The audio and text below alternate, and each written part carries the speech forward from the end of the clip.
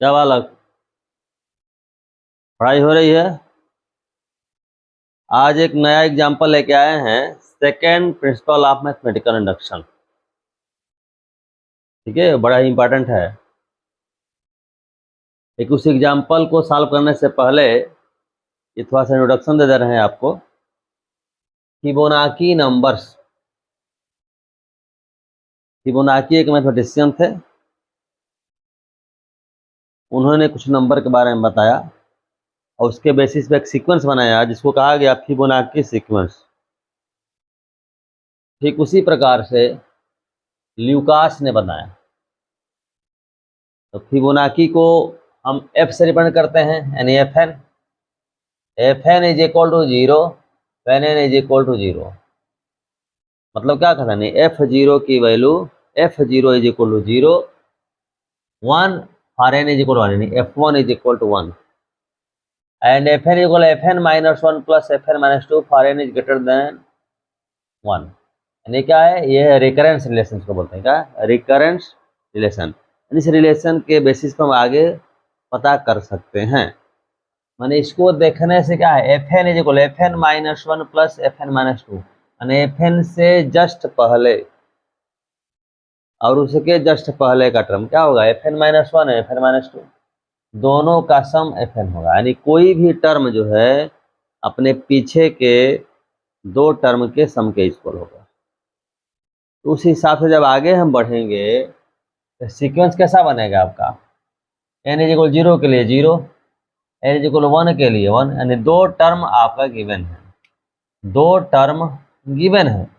बाकी अगला टर्म के लिए क्या, इन दोनों का सम 0 प्लस 1 2, अगला जाना है तो इन दोनों का सम 2 प्लस 1 3, अगला चाहिए तो 3 plus 2 5, next 5 plus 3 8, next 8 plus 5 13, ऐसे ही आगे जाना है तो 13 प्लस 8 क्या हो जाएगा 21।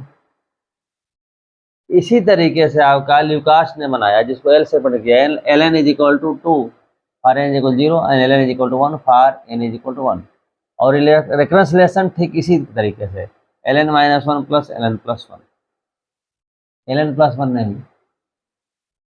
एल एन माइनस 2, जैसे ये है वैसे ही है। यानी यहाँ भी जब कोई टर्म है वो क्या है, अपने पीछे के दोनों टर्म के सम के इक्वल है। ठीक है, तो जैसे आपका पहला दो टर्म दिया हुआ है, ये 2 और 1, इन दोनों का सम करेंगे 3 आया, इन दोनों का सम करेंगे 4 आया, इन दोनों का सम करेंगे 7 आया, इन दोनों का सम करेंगे 11 आया, इस तरह से आगे बढ़ते जाएंगे। ये तो सीक्वेंस का फिबोनाची सीक्वेंस है, ल्यूकास सीक्वेंस, इसका इंट्रोडक्शन है क्या होता है। तो ल्यूकास जो सीक्वेंस है उसी पर एक क्वेश्चन होता है, ln is less than 7/4 to the power n for n is greater than और इक्वल टू 1। ये हमें प्रूव करना है, जिससे हम second principle of mathematical induction में प्रूव करेंगे। तो बेसिस स्टेप जो होता है सेकेंड प्रिंसिपल सेम होता है, यानी for n is equal to 1 हम ले लेते हैं, L1 इज इक्वल टू क्या होगा, L1 इज इक्वल टू क्या है, ये है 1, L1 is equal to 1 and 7/4 to the power n क्या हो जाएगा 7/4, 7/4 का मतलब बेटा क्या हुआ 1 होल 3/4। मतलब यह जो L1 है वह 7/4 to the power n for n is equal to 1 से क्या है, छोटा है। माने इस कंडीशन को सेटिस्फाई कर रहा है n इज इक्वल 1 के लिए, यानी क्या बोला, यानी 1 जो है लेस देन 1 होल 3/4, यानी L1 क्या है, दिस इंप्लाइज क्या है, L1 is less than 7/4 to the power 1, this implies that P1 is 2। ये हमारा काम हो गया। ठीक है, और ये जो सेकंड प्रिंसिपल होता है उसमें क्या होता है, सीधे n is equal to m के लिए सपोज नहीं करते हैं, बल्कि क्या करते हैं 1 से लेकर m तक सारे ट्रू होने चाहिए, सारे ट्रू होने पर pm प्लस 1 ट्रू होगा। pm प्लस 1 बोलो चाहे pk प्लस 1 बोलो, उससे कोई फर्क नहीं पड़ता, मैंने सबके लिए हमें देखना होगा। जैसे n इज इक्वल टू 1 के लिए ट्रू है, तो सेकेंड स्टेप में हम क्या करेंगे, आपका n 1 के लिए है ही है, n इज इक्वल टू 2 के लिए चेक करेंगे। अगर चेक कर ही लेते हैं, for n is equal to 2, L2 क्या है 3 है, and 7/4 to the power n क्या होगा 7/4 होल स्क्वायर, यानी क्या हो गया 49/16, मतलब क्या होगा 3 होल 1/16। क्लियरली ये 3 क्या है, इससे छोटा है। ये होने का मतलब क्या हुआ आपका, ये होने का मतलब हुआ इस 7/4, ये L3 नहीं क्या L2 लेस देन क्या है 7/4 होल स्क्वायर। दिस इंप्लाइज क्या होगा P2 हमें PM तक चेक करना है, PM तक भाई, लेकिन PM जानेंगे कैसे, PM चेक करना होगा तो पहले हम देखेंगे आपका, जैसे यहाँ से जैसे LM पहले निकालें, तो LM कैसे निकालेंगे, LM-1 प्लस LM-2,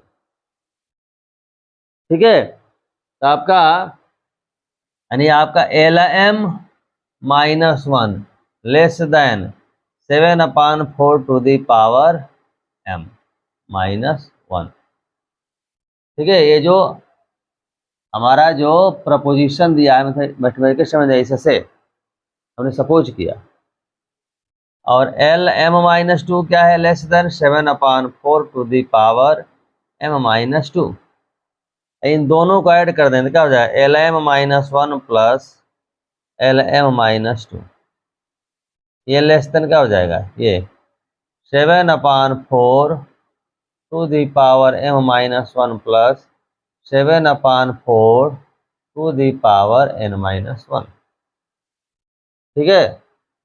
ये दिस इज इक्वल टू, इसकी बात करें दिस इंप्लाइज, ये तो हो गया LM हो गया, LM लेस देन, यहाँ से बेटा कॉमन ये क्या है m-2 है, यहाँ से कॉमन क्या ले लेंगे 7/4 टू दी पावर m-2, तो यहाँ क्या बचा 7/4 प्लस 1, ठीक है। आगे अगर इसको सिंप्लीफाई करते हैं, ठीक ना,